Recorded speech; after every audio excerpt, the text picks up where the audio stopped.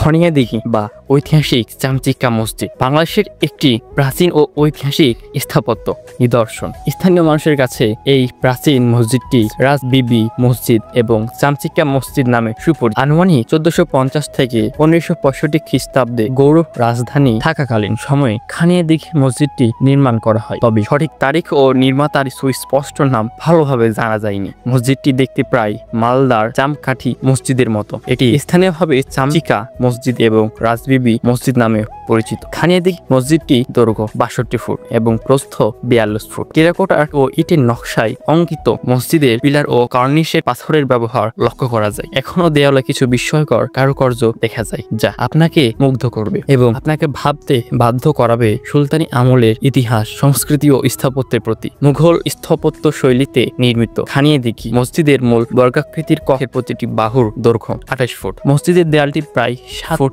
চওড়া, ফলে প্রচন্ড গরমেও মসজিদের ভেতরে পরিবেশ শীতল থাকে। মূল মসজিদের ছাদে একটি বিশাল গম্বুজ ও বারান্দার ছাদে 3টি ছোট ছোট গোলাকৃতির গম্বুজ রয়েছে, আর মসজিদের পাশে অবস্থিত বিশাল দিঘির নাম খনিয়াদিঘি। মসজিদটি চাঁপাইনবাবগঞ্জ জেলা, শিবগঞ্জ উপজেলা, সোনা মসজিদ স্থলবন্দর 0 পয়েন্ট, ভারত বাংলাদেশ সীমান্তে অবস্থিত। খনিয়াদিঘি মসজিদ শুধু একটি মসজিদ নয়, এটি বাংলার ইতিহাস, সংস্কৃতি ও মুঘল আমলের স্থাপত্যের এক অমূল্য নিদর্শন।